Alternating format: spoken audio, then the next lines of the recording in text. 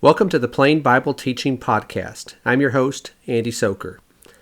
On this podcast, the focus is on answering listener questions. And if you have a question for a future episode, I'll let you know how you can submit that once we get to the end today. This is episode 10 of the Plain Bible Teaching Podcast. And we're going to be doing something a little bit different today from our regular format. Rather than answering a particular question that was submitted by a listener, we're going to be talking about some current events that everyone has on their mind right now. Recently, there was a man in Minnesota who was killed by the police. And of course, as has happened before in tragedies like this, the individual was a black man. He was killed by police officers there. And so this has caused the issue of race and racism to once again come to the forefront of discussions in our society. And this one in particular, more than a lot of some of these other cases.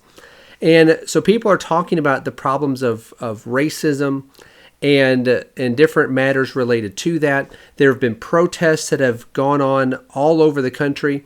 Most of these protests have been peaceful, but there has also been rioting and looting and violence in different places. And so there are all sorts of things that people are talking about and people have different opinions on. And what we're going to talk about today is not about that case specifically. The individual that everyone's talking about now, George Floyd, who was killed up in Minnesota, a lot of people have their opinions about what happened in that case. We're not going to talk about that specifically. Because as events happen and different facts and sometimes distortions of facts take place, that there's a lot of misinformation out there. There's a lot of people's opinions out there. What I want to talk about are some basic principles that in any time an event happens like this, there are certain things that we need to be reminded about from the scriptures. And so rather than talk about this specific case, I want us to take some time and be reminded of some basic principles from the scriptures. We're going to be looking at 7 points from the scriptures that we need to remember about this case or any case like it.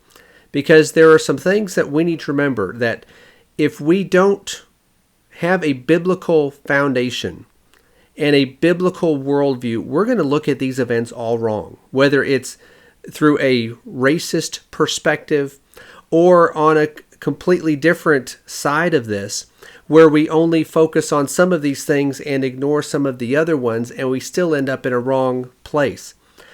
I want us to take some time and look at some basic principles from the Bible that we need to remember for situations like this. The first point we need to remember, and the most obvious one we need to emphasize here, is that racism is wrong. There is no biblical defense for racism. Those who claim to try to use the Bible to defend racist ideas are not using the Bible. They're misusing the Bible. The Bible teaches that all men are made in the image of God, not just those of a certain race, not just, well, there are some who are more highly evolved than others. When you get the godless theory of evolution in here, you have the tendency to think that, well, maybe one race is more highly evolved than the other race. No, all were made in the image of God. All are made in His image. That was true back in the beginning in Genesis chapter 1 and verse 27 when God said, let's make man in our image. And all of us have one common ancestry. When Paul was talking to the Gentiles, the Greek philosophers on Mars Hill in Athens in Acts chapter 17, he said that God made from one man every nation of mankind to live on the face of the earth. That means that all of us, regardless of what race we may happen to belong to, all of us are part of the same human family. All of us have been made in the image of God. And because we have all been made in the image of God, we are all welcome to God. We are all welcome to come to Him. In Isaiah 2, there's a prophecy of the establishment of the Lord's kingdom. And it mentions that people from every nation would stream into the Lord's kingdom because He would welcome them. When Peter went to the household of Cornelius in Acts chapter 10, he spoke to him there and explained what he had learned in that chapter from God revealing these visions to him, that of people from every nation who would fear God and do what is right, they would be welcome to him. Paul wrote over in Galatians chapter 3 this idea of people from every nation. No matter who they were, no matter where they came from, they were welcome to God. In Galatians chapter 3 and verse 28, he says, "There is neither Jew nor Greek, there is neither slave nor free man, there is neither male nor female, for you are all one in Christ Jesus." Everyone can be welcomed by God. It doesn't matter what race they belong to. It doesn't matter what nation they came from. Everyone can be welcomed by God. And so if we are to be godly, Christ-like, we are to welcome people as well. We are to see others as equal because they were made in the image of God just as we have been made in the image of God. So it doesn't matter who we're talking about. It doesn't matter if we are one race and they are another race. Everyone has been made in the image of God. And so therefore we are equals. And so we should be welcoming of everyone. And so fundamentally, racism is wrong. What we also need to understand, be reminded of, and something that is probably obvious to all of us, is that murder is wrong. The reason why murder is wrong is stated in Genesis chapter 9 and verse 6 is because all men have been made in the image of God. Because everyone has been made in the image of God, every life is valuable. And so to deliberately take someone's life, and that is what murder is, where we are intentionally taking someone's life, that's wrong because we're taking the life of one who has been made in the image of God. And so God has always condemned murder. We think of the Ten Commandments, and the most well-known instructions or commandments of God that are found in the Scriptures are the Ten Commandments. And one of those commandments in Exodus 20 and verse 13 is, "You shall not murder." However, it's not just in the Old Testament that God condemned this, but even in the New Testament. Paul told Timothy in 1 Timothy 1 verses 9 and 10 that murder is one of those things that is contrary to sound doctrine. Now, this may seem obvious, but even things that seem obvious, we need to be reminded of from time to time. Murder is wrong. Another thing that is wrong is stealing. Stealing is wrong. That the possessions that we have or that other people have, those are blessings from God. The wise man said over in Ecclesiastes chapter 5 and verse 19 that when someone has wealth, it is the gift of God. A lot of people have a backwards concept of that. They think that, well, if someone has wealth, then that's a bad thing. Well, if someone has wealth, it is a gift of God. Now, it is true that a lot of people with wealth abuse the blessings that they have. And because they have what Paul warned about in 1 Timothy chapter 6, the love of money, they have done unethical things in order to obtain as much wealth as they could.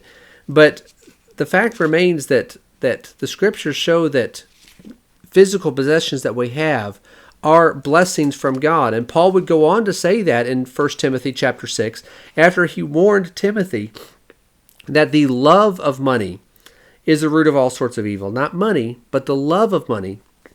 He said in verse 17, "Instruct those who are rich in this present world, not to be conceited or to fix their hope on the uncertainty of riches, but on God who richly supplies us with all things to enjoy." God is the one who blesses even those who are wealthy. God is the one who is the source of all of these blessings. And so because of that, God has always condemned stealing. You have, again, in the Ten Commandments, you have in Exodus chapter 20 and verse 15, "You shall not steal." There was to be a respect and a recognition of the property rights of each individual, that they had a right to have what God blessed them with. And someone else didn't have a right to take that from them. That would be wrong. That was contrary to the will of God. Paul mentioned in 1 Corinthians chapter 6 that those who would steal, they would not be able to inherit the kingdom of God. unless they would be ones who would repent of that. And Paul talked about that in Ephesians chapter 4, verse 28. The one who steals is to steal no longer, but instead he's to work with his hands so that he can not only provide for himself, but also have something to share with the one who has need. But stealing is wrong. Now, another thing that we need to remember, and this is something that maybe we don't often talk about in context of what the Bible teaches, but the Bible does teach this, and that's that civil authorities are often corrupt. When you have events like what we are seeing now currently, and sadly we will probably see events like this in the future, that these things tend to happen periodically. And the reason for that is because civil authorities, whether we're talking about politicians, even on down to sometimes law enforcement officers, those who are upholding the law or enforcing the law, a lot of times you have individuals that are corrupt. Not all the time. Now, a lot of times you have law enforcement officers, generally speaking, in our society, those who are law enforcement officers are good and are trying to do the best job that they can. But even then, you have some who are corrupt. You have some who are bad cops. And you have in the New Testament, you have much of the persecution that early Christians had to endure was at the hand of civil authorities. In Acts chapter 12, you have James who was put to death, and Peter they planned to put him to death, and the one who was behind that was Herod. And then you had different authorities or different people who were enforcing his rulings who were putting James to death and planned to put Peter to death. You had the soldiers who were guarding the prison where Peter was miraculously delivered from. But you had those people who were involved in that. You have in Revelation chapter 2 and verse 10, the church in Smyrna was told in verse 10, be faithful until death. But before we get there in that verse, they were warned that the devil was going to cast some of you into prison, and you would have tribulation 10 days. Well, what was he talking about there? He wasn't talking about Satan himself taking some physical form and grabbing these Christians and capturing these Christians and locking them up in some prison somewhere. He was talking about civil authorities, the ones who had the authority to arrest people and to take them and put them in prison. They were going to be doing the work of Satan. They were going to be acting as ministers of Satan because they were refusing to submit to God and act as ministers of God, as Romans 13 talks about. They were going to instead act as ministers of Satan. So the Lord was able to say that the devil is going to cast some of you into prison. Civil authorities can act as ministers of the devil, which happened then and even can happen today. God gave civil authorities a particular role. This is outlined in Romans chapter 13 and also 1 Timothy chapter 2. Romans 13 talks about how they are to punish those who do what is evil, and by extension, they are to protect those who are innocent. They're not to punish those who are innocent, they punish those who are evil. And in 1 Timothy chapter 2, Paul told Timothy that he was to teach that Christians are to pray for those who are in authority so that we can lead a tranquil and quiet life in all godliness and dignity. What that means is, he was not saying, well, pray for those who are in authority so that they will, provide funding for your congregation so that they might do this or that. No.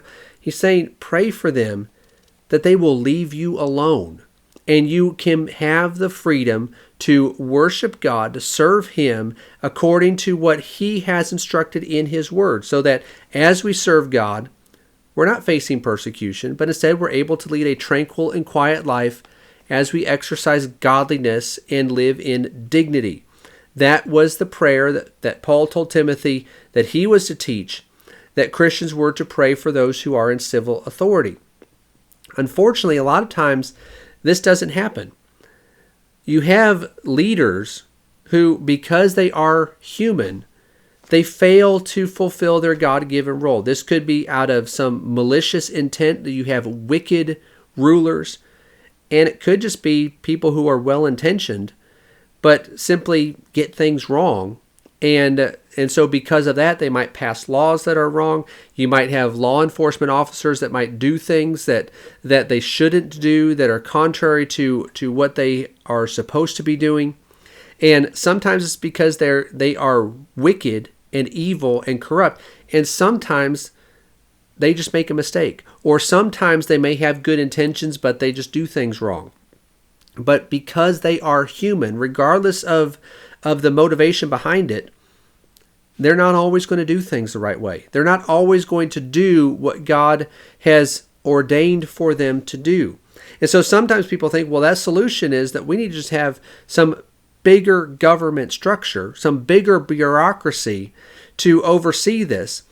But the wise man talked about this in Ecclesiastes chapter 5 and verse 8, where he said, if you see the oppression of the poor and denial of justice, he says, don't be surprised. And the reason why he says don't be surprised is not because, well, there's just not a strong enough government structure to oversee these things. And if we just had some stronger government agency overseeing these things, then we might have the poor who would be taken care of, and we might have justice in the street. No, that's not what he said. He said, don't be surprised at this, because you have one official who watches over another official, and there are higher officials over him. He's describing this bureaucracy. And he's writing this is Solomon, King Solomon, writing from the perspective of one who was at the top of that pyramid, not someone who is at the bottom and being oppressed and say, well, you look at this government structure and you look at these higher officials and one official over another, and well, it's no wonder that they can't get anything done. He wasn't talking about this from a perspective like you or me, or like someone who was at the bottom who was being oppressed. He was at the top. And he could recognize in the wisdom that he had from God, and as he observed all of these things, he could see that there are things that slip through the cracks. There are things that don't get done. And it's when you have this larger structure, you have one official watching over another official and higher officials over him, there's a lack of accountability. It can, when there's a problem, when there's something that needs to be addressed, well, it can just be passed off to someone else. And there's no individual accountability. And so having bigger government doesn't fix these things. And so when we see problems, the answer is not necessarily, well, what can we add? What government agency could we add? Or what laws can we add? That's not always going to be the answer. These civil authorities, because they are human, they are not infallible. They are not God. And the rulers and the ones who work for them and enforce the laws, they are not infallible. And so because of that, when they do what is wrong, and sometimes they do what is wrong, they can be called out for that. Now, there's some people think, well, Christians shouldn't be doing that. Christians shouldn't be calling out the authorities for doing something wrong. But if you look over in Acts chapter 16, you have the example of the Apostle Paul. And the Apostle Paul was the one who wrote the words in Romans chapter 13 about how we are to be subject to governing authorities. And some have taken that to mean that, well, we just can't question them or we can't call them out when they're wrong. In Acts chapter 16, Paul was wrongly imprisoned in Philippi. He was imprisoned, falsely accused, without a trial. He was beaten. He was put in prison. He and Silas, they were put in prison. And of course, a lot of times we focus on the fact that he was able to convert the jailer in his household. But what else is going on in that chapter is that the authorities, after all of this happens, they realize that they shouldn't have done this to Paul. He's a Roman citizen. And so it was not something that should have happened. So they wanted to sweep this under the rug, which is not surprising. You see this happening today. Every government agency or authority or a nation wants to just sweep things under the rug that are going to cause them problems, that are PR disasters for them. They just want to act as if it never happened. They want to quiet people. this is what they tried to do with Paul. But in Acts chapter 16 and verse 35, it says, when the day came, the chief magistrates and their policemen sent their policemen, saying, release those men. And the jailer reported these words to Paul, saying, the chief magistrates have sent to release you. Therefore, come out now and go in peace. The jailers probably think, well, here, this is good news. They're going to let you go, and you can go and not, not have to face any more punishment, not to be in jail any longer. Notice what Paul says. Verse 37, Paul said to them, they have beaten us in public without trial, men who are Romans, and have thrown us into prison, and now they are sending us away secretly. Now they're trying to sweep this under the rug. And so Paul says, no, indeed, but let them come themselves and bring us out. And the policemen reported these words to the chief magistrates, and they were afraid when they heard that they were Romans. And they came and appealed to them. And when they had brought them out, they kept begging them to leave the city. And so here you have the authorities obviously did something that was wrong. That they had allowed Paul to be beaten, to be put in prison without a trial, even though he was a citizen. They knew they could have gotten in a lot of trouble for this. And so they begged Paul, just go on your way. You can be free. You can go, just please leave. So what did Paul do? Did Paul, as a good little citizen, okay, I'm just going to quietly leave? No. He left when he was ready to leave, not just quietly leave when they wanted him to. It says there, they wanted them to leave. But verse 40, they went out of the prison, entered the house of Lydia, and when they saw the brethren, they encouraged them, then they departed. So Paul wasn't going to just allow them to just get away with whatever they were going to do and they want to sweep this under the rug, I'll just go ahead and cooperate. No, let them come down. This is going to be a public thing. Let them come down and release us because they put us here when they shouldn't have. Let them be held accountable for this. Now, Paul wasn't going to stir up violence or anything like that, but he was going to call them to account and call them out for what they had done wrong to him. They abused their power. They made a mistake. And it didn't matter whether this was intentional or out of bad intentions or not. They did something that was wrong. Paul called them out on it and still wasn't in a hurry to leave when they asked him to leave. He went and met with the brethren, and then when he was done, then he left.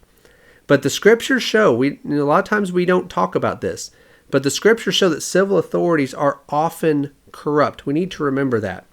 Another point that we need to remember in cases like this, when we hear news events and we hear reports, and even sometimes when there may be some video evidence or different people on different sides or saying different things, we need to remember that it is foolish to make judgments without all of the relevant information.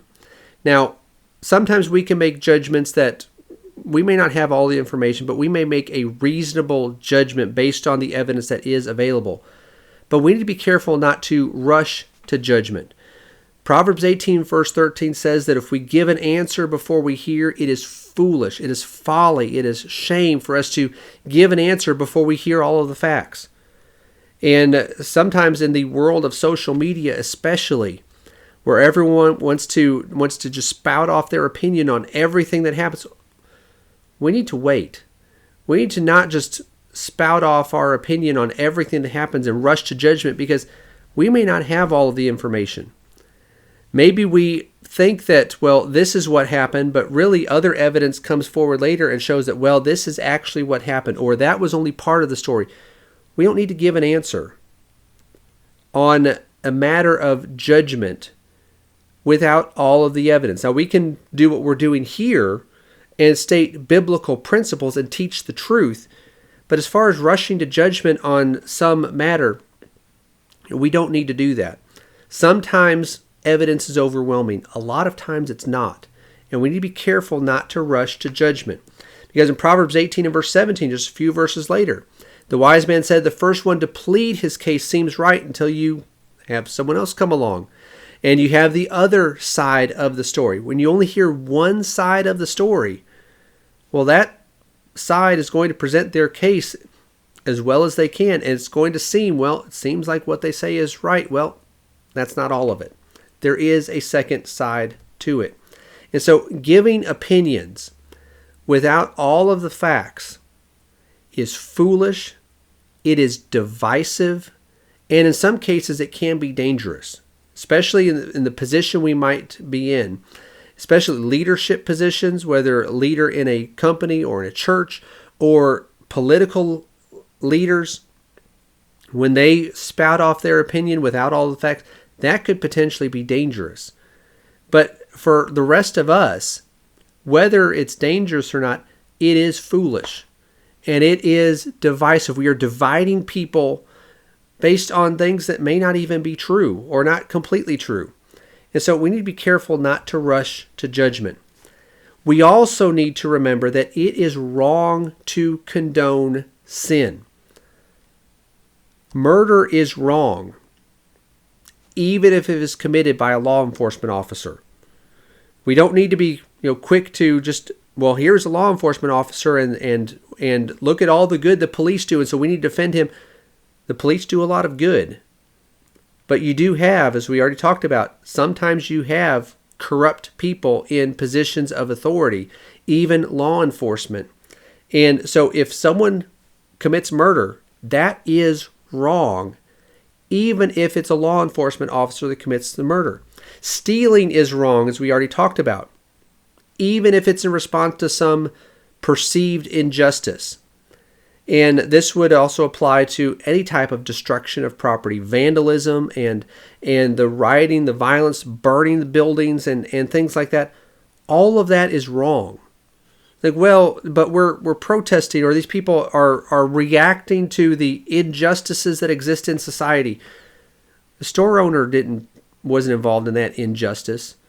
You have these people who are beaten in the street. They weren't the ones who were guilty of killing whoever may have been in the latest current event. They weren't involved in that. What did they do when there is mob violence that comes as a result of this? Well, the victims, they didn't have anything to do with the injustice, whether that's real or perceived. They didn't have anything to do with that. So these things are wrong. Stealing or violence or all of that, that is wrong, even if it's in the response to some injustice that happened. But here's the point that we need to remember, because there are a lot of people who claim to be Christians, who condone this type of thing, who condone the rioting and say, well, this is to be expected. Well, what do how do you expect these people to react? That they have been put down for so long, they've had injustice for so long, you have this systemic racism. Even if all that's true, even if you have all these people who are the victims of injustice, and people, whether it's, you want to say that it's the inner cities that's the problem, or it's against a certain race, or whatever it is, even if you want to say that all of that is true, that has happened, it doesn't justify the stealing and the looting and the vandalism and the violence and the burning of property and of buildings and stores. None of that is justified by this. But you have some people who claim to be Christians who will almost go so far as to defend the rioters. Now, you want to defend protesters? That's fine. That's one thing. Peaceful protesting, that's something that we all should be able to support and at the very least tolerate, even if we, whatever the particular cause is, whether we agree with the cause or not. There's nothing wrong from a moral standpoint, and also from, when we think about constitutionally, there's nothing wrong with someone protesting or a group of people protesting. So to defend that is fine.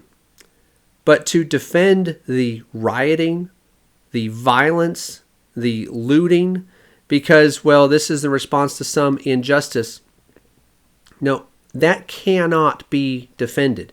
Just as a murder or some other violence by a law enforcement officer against someone of a particular race, or really even you take race out of it, And the corruption and violence and brutality by law enforcement, that can't be tolerated. Well, the rioting and the looting, that can't be tolerated either. But Paul said something that we need to remember over in Romans chapter 1. At the end of the chapter, in verse 32, after listing a long list of sins, he said that in verse 32 that although they know the ordinance of God, that those who practice such things are worthy of death, they not only do the same, but also give hearty approval to those who practice them. It is wrong to commit sin. And Paul says here it is also wrong to condone those who practice sin. And so Christians cannot just say that, well, here you have these rioting and you have all of this, and well, it's just to be expected. This is just how people are going to react when they're suffering this injustice. We cannot condone that. It is wrong to condone that. Just as sin is condemned by God, Paul explains here that condoning that sin is also condemned. To give approval for those who practice these things, that is condemned. Then the final point that I want us to notice, to be reminded of, is that two wrongs don't make a right. Rioting, looting, burning, vandalism, the violence that is so prevalent, that is not the proper response to some injustice. And let's set aside for a second whether this is actual injustice or just perceived injustice. Let's say that it's actual, real injustice that's going on and has been going on, and people are protesting it. The protests are fine. The protests are good. The rioting, the violence, the looting, that is not the proper response. When early Christians, when we read about them in the New Testament, when they faced persecution, they didn't respond by looting a bunch of stores and burning cities all across the Roman Empire. That's not how they responded. They were severely treated. They were persecuted. They were run out of town in some places. They were put in prison. Some of them were killed. None of them responded by rioting. None of them responded by burning property. None of them responded by attacking the law enforcement, the Roman soldiers. None of them responded in that way.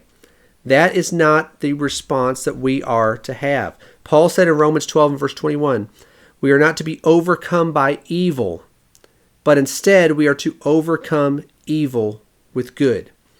And so when we see events like we're seeing right now, or the response to those events with the protests and sometimes rioting and violence, we need to remember these principles that we've talked about here, because these Bible principles don't change.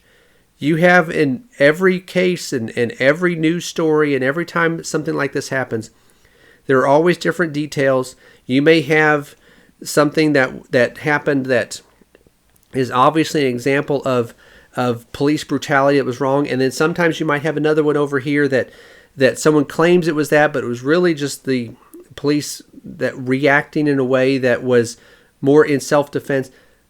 Details are going to change in every instance. In every case, there are going to be details that are different. But these principles about racism, about murder and stealing and civil authority, all these things, these principles don't change. And so we need to be reminded of these things and be able to respond properly, not spurting out opinions off the top of our head, but respond in a way that is proper and is biblical, is wise, because we don't want to make things worse. We want to be able to try to bring people together. We want to promote the truth in an uncompromising way, but we do want to speak the truth in love. And we want to try to bring people together rather than saying things that are unfounded or foolish and causing more damage. So I hope the things that we've talked about have been helpful. If you have benefited from this episode or think that other people might be able to gain something from it, I ask you to share this with them. In the end, we have love is the basic fundamental need for all of this. And so as we close this episode, and we've gone on a little long, but I wanted to make sure we covered all of this because these things are being talked about right now. The fundamental principle behind all of this is love. That love does no harm to others. Love does not assume the worst, but instead assumes the best of people. Love seeks what is good for others, seeks for their best interest, and love leads us to treat others as God has treated us. And so the solution to all of these problems is love. The reason why these problems exist is because there is a lack of love, biblical love. John said over in 1 John 4 verse 8 that God is love. So we need to imitate Him. Follow Him. Follow the teachings that are found in His Word so that we can act in a way that will bring harmony to the world around us, that can reflect Christ to others and show the love of Him to those around us. So thank you for listening today. And again, if you found this helpful, I ask you to share this with others. And I appreciate you listening, or if you're watching this on video, for watching this long. It has gone longer than I normally do. If this is the first time you're seeing one of these episodes or hearing one of these episodes, this is a little bit unusual, but I wanted to cover everything. But normally what we do on this podcast is answer listener questions. And so if you have a question for a future episode, there are a few different ways you can submit that. You can fill out the podcast question submission form on the website. There will be a link in the show notes at plainbibleteaching.com/podcast. You can find that link. You can send a message to the Plain Bible Teaching Facebook page. You can also look up Plain Bible Teaching on Twitter at Plain Bible Teach, and you can submit the question that way. And I'll do my best to get to those questions eventually as we go through these. So again, thank you for listening. And if you have a question, there are those ways to submit it. And Lord willing, in a couple weeks, we'll have a new episode looking at a question that you have submitted and trying to give a Bible answer for that. So thanks again, and I'll talk to you again soon.